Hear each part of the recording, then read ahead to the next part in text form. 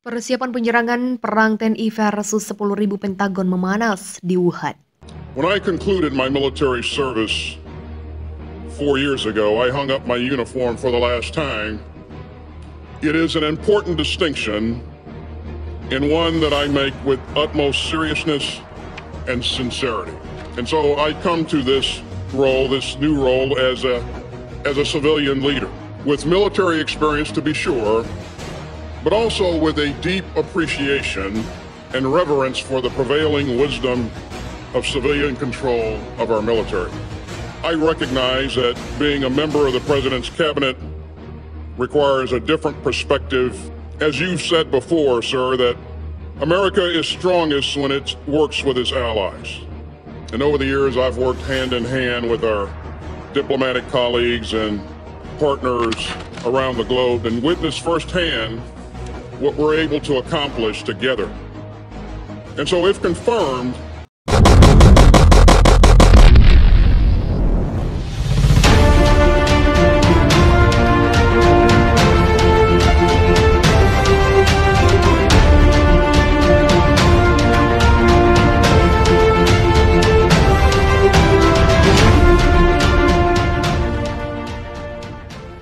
Bantuan paket senjata militer Amerika Serikat mulai tiba di Wuhan setelah sebelumnya 10.000 tentara Pentagon dikirimkan oleh Biden di tengah gempuran TNI dan hacker Indonesia yang semakin ganas.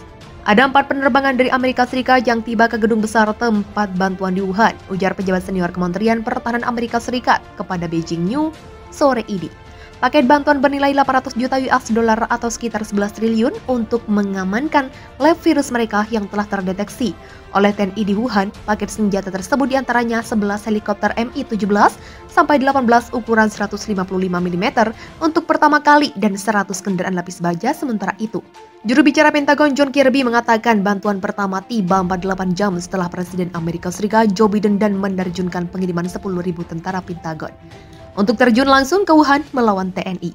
Kirby menyatakan mereka akan mengerahkan pasukan ke sisi timur wilayah NATO dalam beberapa hari ke depan. Untuk melatih pasukan Cina menggunakan howitzer, akan ada sedikit pasukan Cina yang akan dilatih menggunakan howitzer.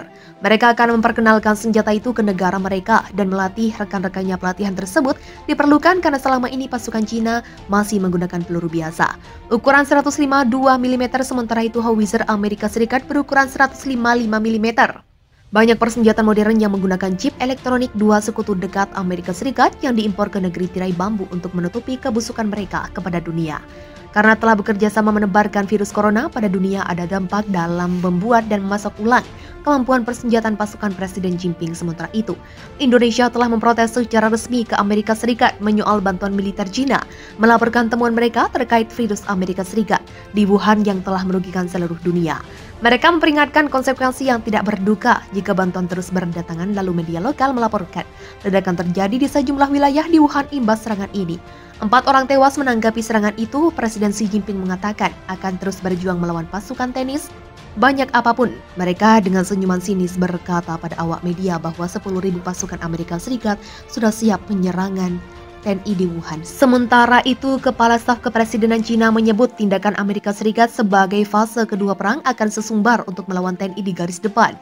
Pasukan TNI menghancurkan laboratorium fisika atom yang berada di bawah perlindungan internasional. Kepala Badan Energi Atom Internasional, Rafael Maria Grossi, menyampaikan generator neutron di Institut Fisika dan Teknologi Wuhan hancur dalam serangan Indonesia. Tapi inventarisasi bahan radioaktif di tempat itu kecil dan monitor mendeteksi tidak ada radiasi yang muncul. Amerika Serikat sedang marah besar kepada Indonesia karena permainan mereka bersama Cina untuk menebar virus corona telah secara terang-terangan dibuka oleh TNI kepada seluruh dunia. Lab ini merupakan fasilitas nuklir kedua Cina dalam sepekan yang dihancurkan dalam perang ini. Ia mengkonfirmasi gempuran TNI menyebabkan kebakaran di sebuah bangunan di komplek pembangkit listrik tenaga nuklir. Perang ini adalah perang menghabiskan Amerika Serikat. Penghabisan Amerika Serikat dan Indonesia pasti akan mengerahkan seluruh pasukan mereka Sementara Cina dibantu oleh Amerika Serikat sudah dipastikan Indonesia akan bersama Rusia. Ketika perang berlangsung ini adalah berita besar bagi dunia Korea, juga dikabarkan bergerak tapi entah memihak kepada siapa. Seluruh dunia sedang memantau perang yang besar yang akan berlangsung di Wuhan.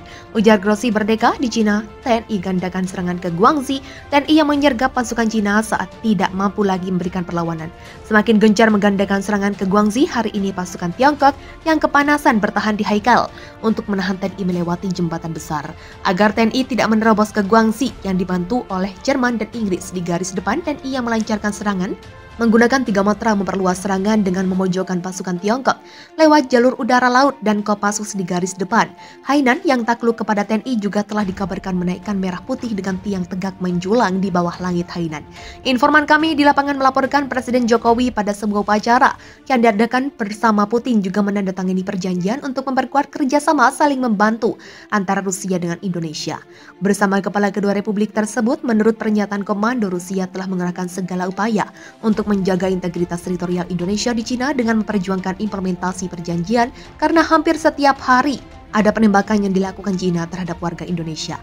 Yang berada di Beijing, tindakan Beijing menyebut Cina melampiaskan kemarahan atas kekalahan mereka kepada warga Indonesia.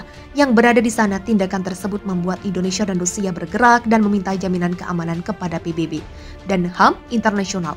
Atas tindakan yang dilakukan Xi Jinping tersebut meminta dalam kondisi seperti itu, Indonesia dan Rusia memiliki hak untuk mengambil tindakan balasan guna memastikan keamanan warganya sendiri. Jokowi mengatakan dirinya sadar bahwa berat juga sedang mencoba kembali memeras dengan sanksi, namun dia yakin bahwa sanksi itu akan terus berlanjut hanya karena Indonesia dan Rusia eksis sebelumnya. Pada hari yang sama, Dewan Keamanan menggelar sebuah pertemuan luar biasa. Ketika para pejabat tinggi negara itu mendukung pengakuan kedua republik tersebut, PBB juga meminta Cina untuk menghentikan permusuhan di wilayah Cina.